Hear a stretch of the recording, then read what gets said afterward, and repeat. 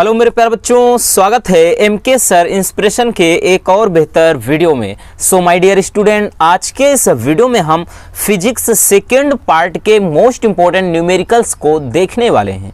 और हाँ, अगर आपने फर्स्ट पार्ट के न्यूमेरिकल्स को नहीं देखा है बच्चों, तो डिस्क्रिप्शन में आप चेक कर लीजिए, वहां पर वीडियो पड़ी है, देख लेना। तो चलिए देख लेते हैं बच्चों, सारे के सारे जो न्यूमेरिकल है रसगुल्लों बार बार रिपीट हुए हैं पिछले 5 से 7 वर्षों में। तो चलिए हम इनको देख लेते हैं और अच्छे से इनको तैयार भी करना है। चलिए पहला क्वेश्चन है बच्चों, ठीक है ना, लाइट से है। कह रहा है कि फ्लिंट कांच के लिए बैगनी, पीले तथा लाल रंगों के प्रकाश के लिए या लाल रंगों के लिए अपवर्तनांक क्रमशः 1.632, 1.620 तथा 1.613 है, ठीक है ना। फिर कह रहा है फ्लिंट कांच के लिए वर्ण विक्षेपण क्षमता ज्ञात करना है। बात करें बच्चों तो कांच है, फ्लिंट कांच, ये फ्लिंट यानी कांच का एक प्रकार, जैसे पायरेक्स कांच, क्रुक्स कांच, फ्लिंट कांच, तो एक फ्लिंट कांच है। और इसके बैगनी रंग के लिए अपवर्तनांक ये दिया है, पीले रंग के लिए अपवर्तनांक इतना दिया है बच्चों, और लाल रंग के लिए अपवर्तनांक इतना दिया है। तो कह रहा है कि वर्ण विक्षेपण क्षमता ज्ञात करना है। 2022 में इस पर आधारित न्यूमेरिकल पूछा गया था। तो देखिए बच्चों, एक तो जरूर आपको दिखाई पड़ेगा, इसमें सबसे पहले हम अपवर्तनांक लिख लेते हैं। देखिए एन वी कर देंगे, ठीक, एन वी यानी वायलेट, जामुनी या बैगनी। तो ये है बच्चों इसका जो अपवर्तनांक दिया है एन वी यानी 1.632, ठीक है ना, दिया है। अब उसके बाद आगे कह रहा है पीले रंग के लिए, तो ये पीले रंग का है बच्चों, ठीक है ना, पीले रंग के लिए है, मतलब एन वाई, पीले रंग के लिए 1.62 और 0। और उसके बाद कह रहा बच्चों लाल रंग के लिए, तो ये क्या है एन आर, ठीक, रेड यानी लाल रंग के लिए 1.613। ये तीनों रंगों के लिए बच्चों अपवर्तनांक दे दिया है। अब हमसे इसमें पूछ रहा है कि वर्ण विक्षेपण क्षमता ज्ञात कीजिए। तो यानी वर्ण विक्षेपण क्षमता के लिए फार्मूला होता है बच्चों ओमेगा बराबर, ध्यान से समझना, ओमेगा बराबर होता है बच्चों N V minus N R अपान होता है यहाँ पर एन वाई माइनस का 1, ठीक, ये होता है वर्ण विक्षेपण क्षमता, ठीक। तो इसी पे बच्चों हम इसको सॉल्व करेंगे, ठीक है ना। बहुत ही यूनिक क्वेश्चन है लेकिन मजेदार है। अब यहाँ पर हम ओमेगा बराबर रख देते हैं, वैल्यू रखिए बच्चों, वैल्यू को हम पुट करते हैं। एन वी का मान दिया है 1.632 माइनस एन आर का मान दिया है 1.613 अपान यहाँ से एन वाई का जो मान दिया है यानी पीले रंग के लिए अपवर्तनांक दिया है बच्चों 1.620 माइनस का 1, ठीक है ना। तो इसको हम कैसे सॉल्व करेंगे, ध्यान से समझना। तो ओमेगा बराबर हो जाएगा, इसको अगर आप माइनस करेंगे, अगर हम माइनस करेंगे बच्चों तो ये 0.019 आएगा, और अपान इसमें देखिए एक में से एक गया, भाई ये 0 हो जाएगा, केवल 0.620 इतना। अब देखिए इसको अगर वैसे देखेंगे, ऊपर 19 से नीचे 6, 6 3 18 यानी लगभग 3 बार में ही जाएगा। तो ये आ जाएगा बच्चों, अगर हम इसको काटेंगे तो 0.03, ठीक, यानी ओमेगा बराबर कितना आ गया 0.03, ये आ गया आपका राइट आंसर, ठीक है ना। तो ये हो जाएगा वर्ण विक्षेपण क्षमता। अब बच्चों कोई भी चीज़ यहाँ पर निकालने के लिए पूछ सकता है, भाई वर्ण विक्षेपण क्षमता दे करके इसका पूछ सकता है, या एक इसका दे करके भाई कोई एक वैल्यू निकालना होगा, तो इस फार्मूले की मदद से आप इजीली निकाल पाओगे, है ना। तो चलिए बच्चों स्क्रीनशॉट कर लीजिए, उसके बाद हम देखते हैं नेक्स्ट क्वेश्चन को। चलिए क्वेश्चन नंबर 2, और बात करें बच्चों ये न्यूमेरिकल बहुत ही ज़्यादा महत्वपूर्ण है, मोस्ट इंपॉर्टेंट न्यूमेरिकल है बच्चों, इसलिए इसे आप बिल्कुल भी इग्नोर मत करना, ठीक है ना। इसको अच्छे से तैयार कर लेना। देखिए क्या कहा है, भले ही बच्चों हमने बताया ना कि इसमें देखिए इन सब में फार्मूला एक ही अप्लाई होता है, बस पैटर्न चेंज होगा, भाई किसी में प्रिज्म कोण, किसी में न्यूनतम विचलन कोण, किसी में अपवर्तनांक, ऐसे क्वेश्चन पूछा जाता है। तो आपको घबराने की जरूरत नहीं, अगर फार्मूला सब पे एक अप्लाई होता है देन हमें बहुत ज़्यादा टेंशन लेने की ज़रूरत नहीं है। कह रहा है रसगुल्लों, कह रहा है कि √3 अपवर्तनांक वाले कांच के प्रिज्म का न्यूनतम विचलन कोण इसके प्रिज्म कोण के बराबर है। देखिए 2022 में भी क्वेश्चन पूछा गया था, लेकिन प्रिज्म कोण की जगह अपवर्तक कोण दे दिया था। तो क्वेश्चन वही है, प्रिज्म कोण या अपवर्तक कोण दोनों बराबर होते हैं बच्चों, दोनों एक चीज हैं, ठीक है ना। तो कह रहा है कि √3 अपवर्तनांक वाले कांच के प्रिज्म का न्यूनतम विचलन कोण इसके प्रिज्म कोण के बराबर है, तो प्रिज्म कोण का मान ज्ञात कीजिए, ठीक है ना। तो पहले देख लेते हैं सवाल में कह क्या रहा है, न्यूमेरिकल में कह रहा है कि न्यूनतम विचलन कोण, यानी बच्चों जो डेल्टा m है वो क्या है, प्रिज्म कोण यानी a के बराबर है।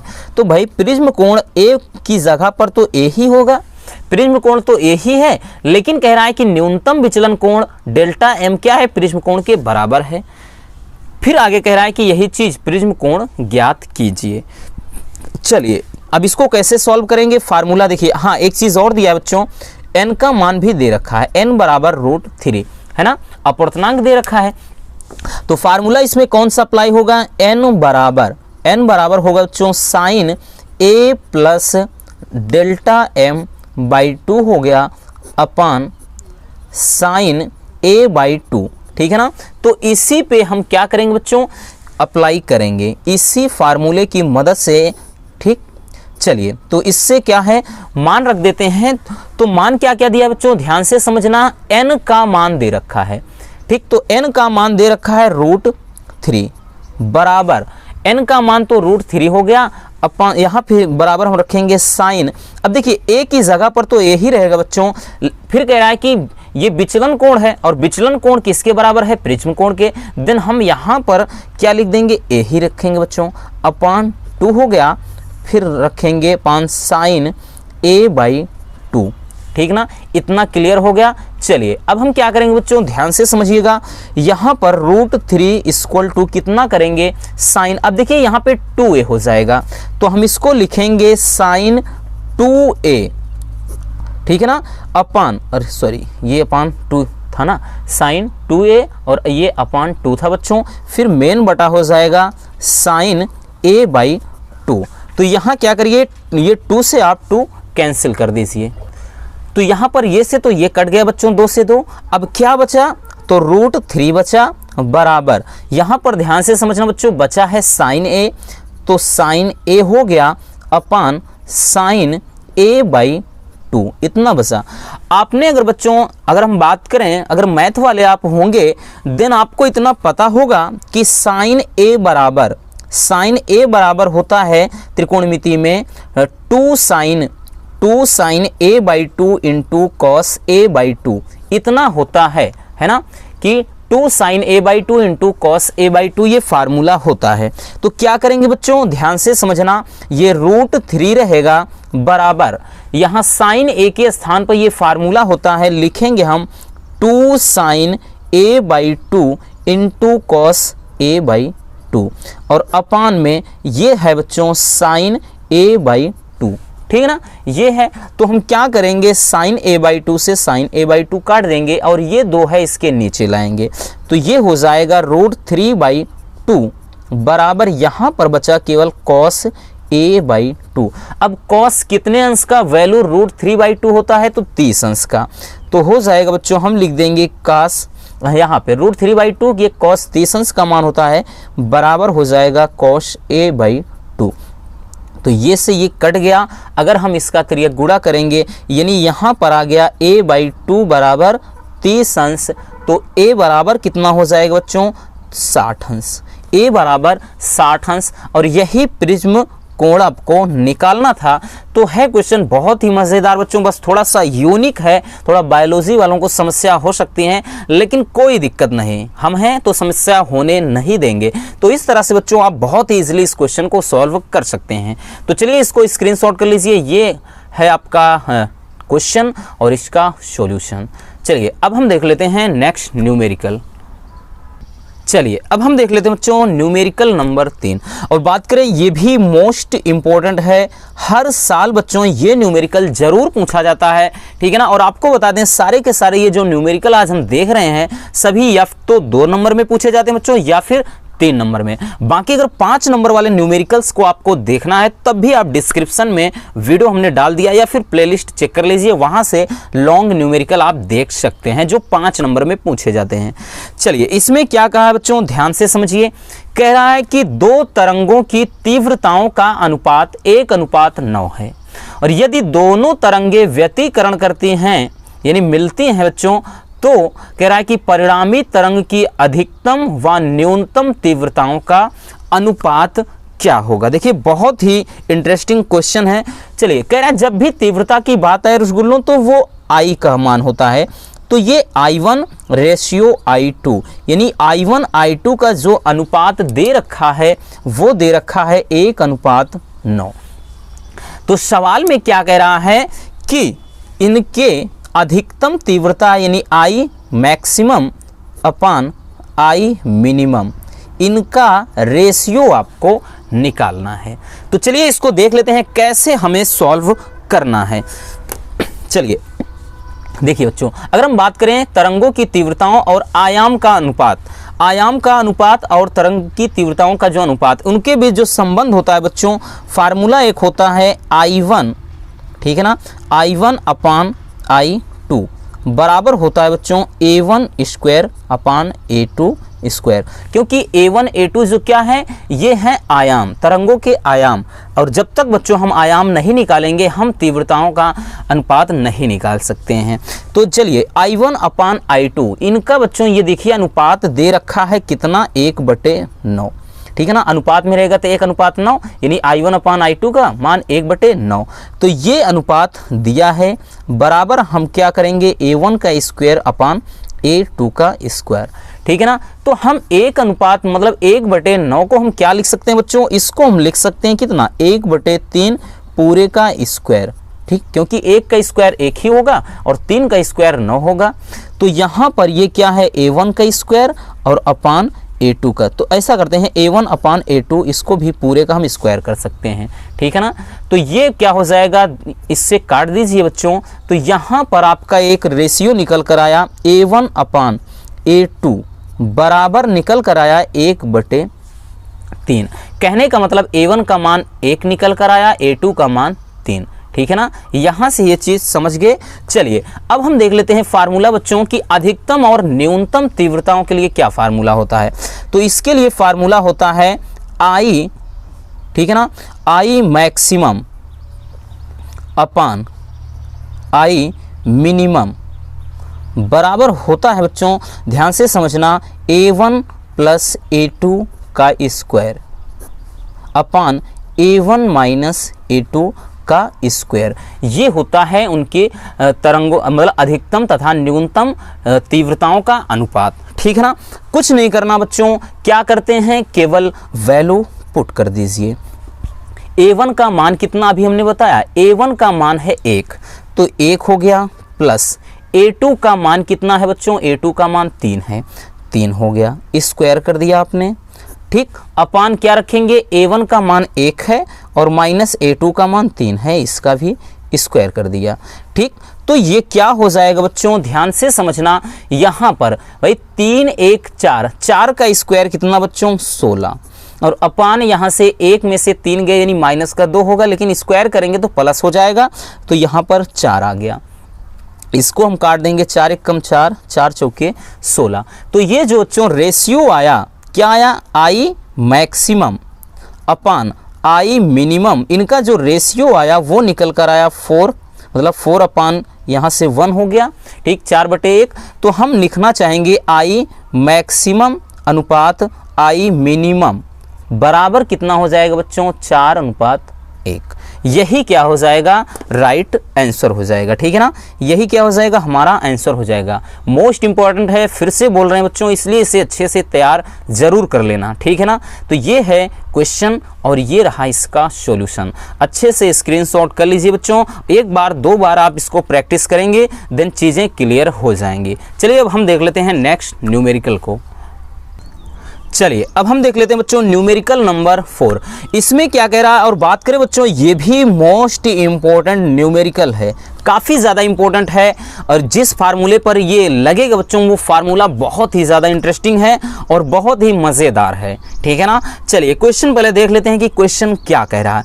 कह रहा है कि यंग के द्विक या द्विरेखा छिद्र प्रयोग से स्लिटों से पर्दे की जो दूरी है वो 100 सेमी, और कह रहा है कि प्रकाश की तरंग दैर्घ्य 5000 एंगस्ट्रॉम तथा स्लिटों के बीच की दूरी 0.05 सेमी है, तो फ्रिंज की चौड़ाई ज्ञात कीजिए। बहुत ही यूनिक क्वेश्चन है बच्चों, लेकिन बहुत ही सिंपल है।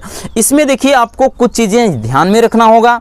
अगर जब भी कहे स्लिटों मतलब स्लिट से पर्दे की दूरी, स्लिट से पर्दे की दूरी के बारे में कहा जाए बच्चों, कैपिटल डी होगा।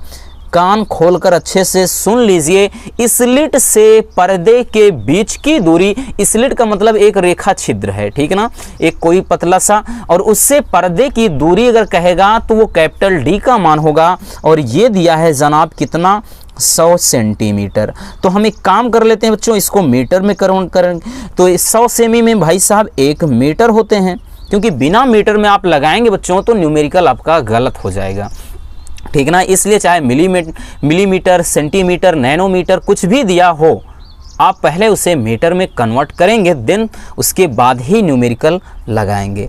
फिर आगे कह रहा है बच्चों प्रकाश का तरंग दैर्घ्य, तो रसगुल्लों ये क्या है, लैम्डा का वैल्यू है 5000 एंगस्ट्रॉम। देखिए हमने बताया ना, किसी में भी रहे पहले मीटर में कन्वर्ट करिए। ये 5000 एंगस्ट्रॉम है, इसको करेंगे क्या हम इसको लिखेंगे भाई साहब 5000 गुणे 10 के घात -10 मीटर, क्योंकि एक एंगस्ट्रॉम में क्या होता है बच्चों, एक एंगस्ट्रॉम में 10 के घात -10 मीटर।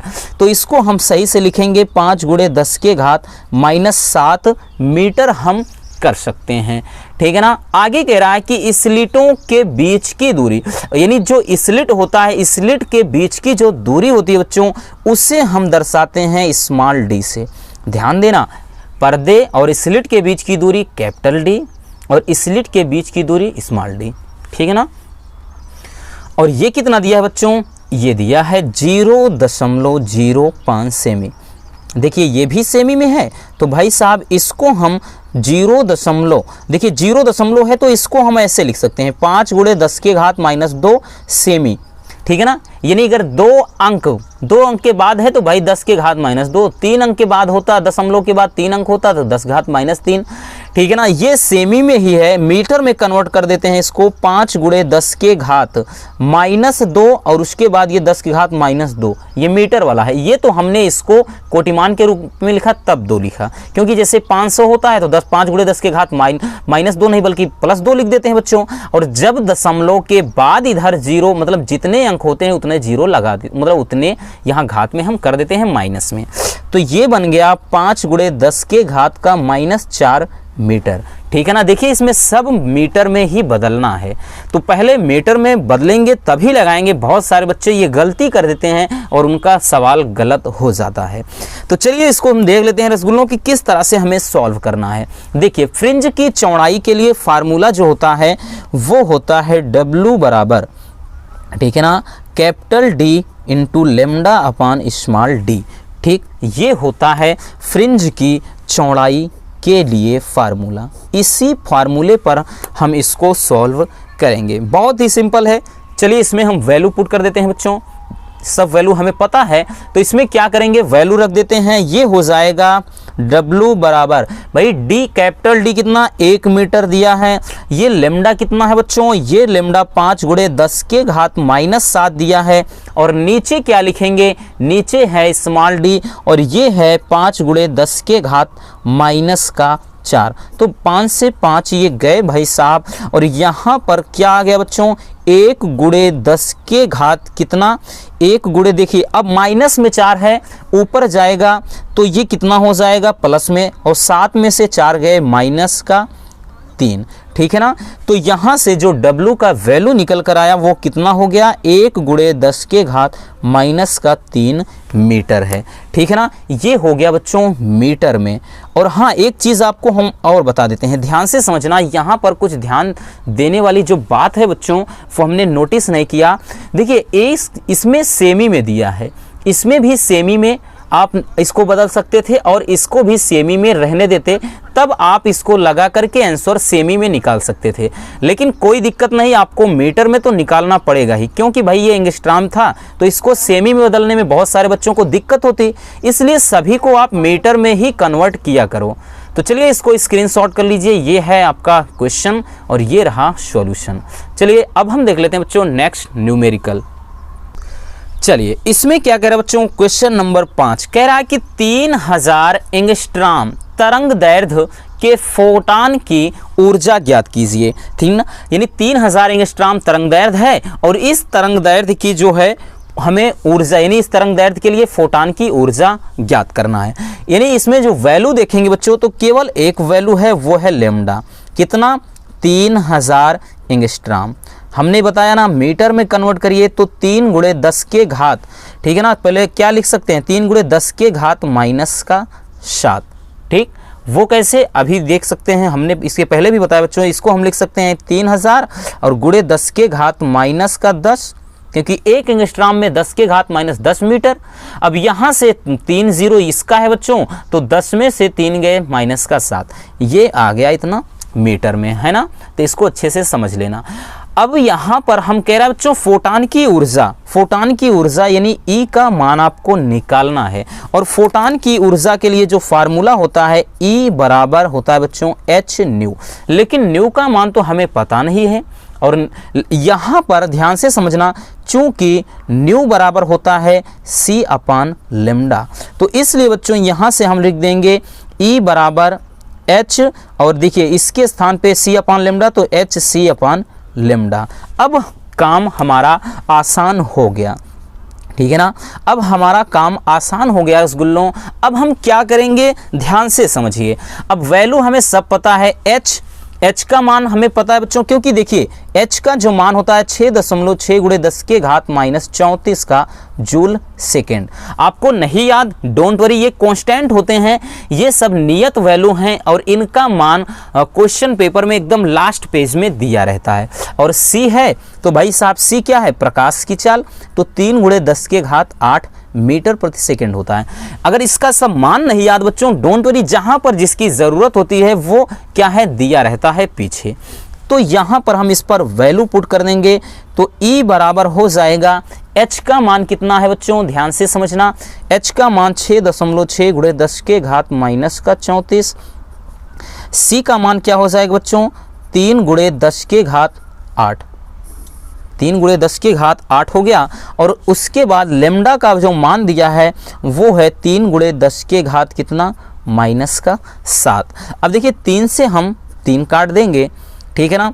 तो यहाँ पर ये क्या निकल कर आया, ध्यान से समझना, E बराबर हो जाएगा बच्चों, इसमें देखिए इसमें बचा है 6.6 × 10 के घात, इसमें देखिएंगे ये माइनस का है और ये ऊपर जाएगा बच्चों प्लस का हो जाएगा, माइनस में 7 है ऊपर जाएगा प्लस, तो 8 7 ये 15 हो गए और यहाँ पर -34 है तो ये घटेगा, यानी यहाँ पर 10 के घात -34 और × 10 के घात ये 15।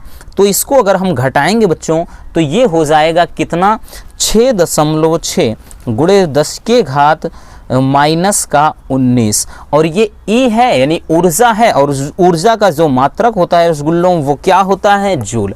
तो यही क्या हो जाएगा, हमारा राइट आंसर हो जाएगा। तो चलिए बच्चों इसको स्क्रीनशॉट कर लीजिए, काफ़ी ज़्यादा इंपॉर्टेंट क्वेश्चन है, अच्छे से इसको तैयार कर लेना। चलिए अब हम देख लेते हैं नेक्स्ट न्यूमेरिकल।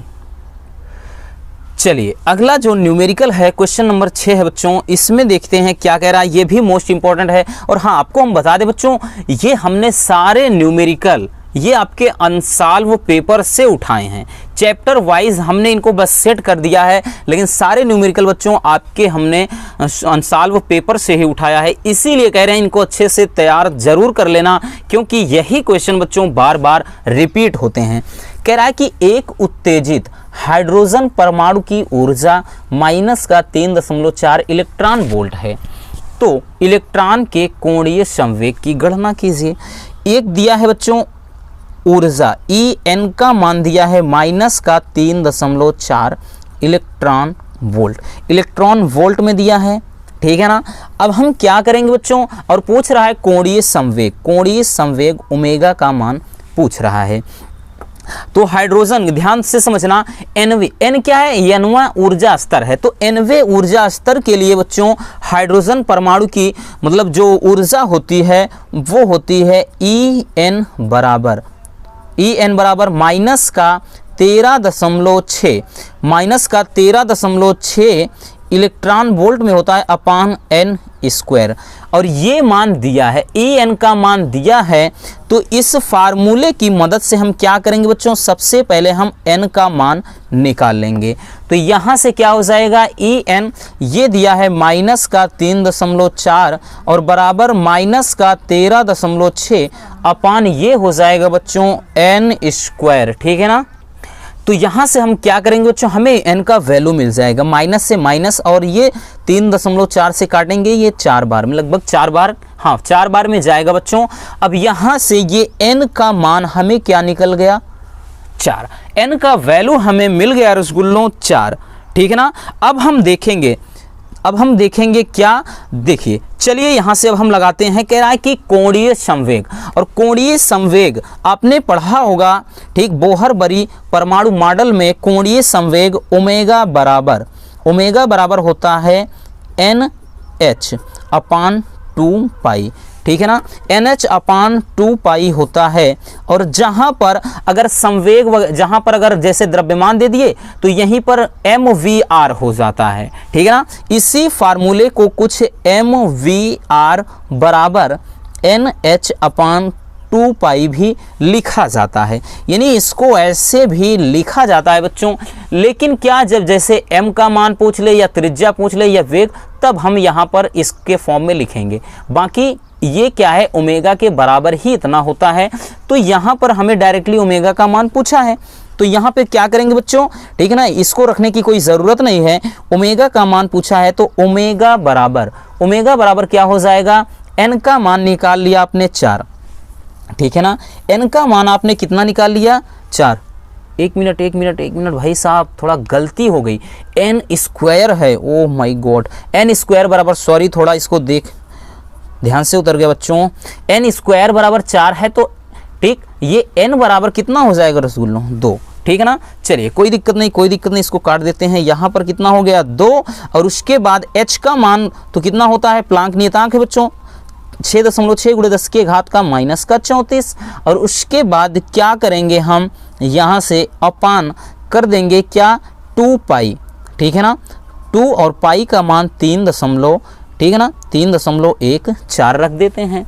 अब इसको क्या करेंगे, आप काट दीजिए, 2 से 2 कट गया और 3 दूनी 6, ये 2.1 बार में ये भी गया। तो यहाँ से ओमेगा बराबर क्या आ गया बच्चों, ओमेगा बराबर आ गया 2.1 × 10 के घात माइनस का 34, ये भी जूल सेकंड में ही, जूल सेकंड, ठीक है ना। तो यही क्या हो जाएगा, हमारा राइट आंसर हो जाएगा, ठीक।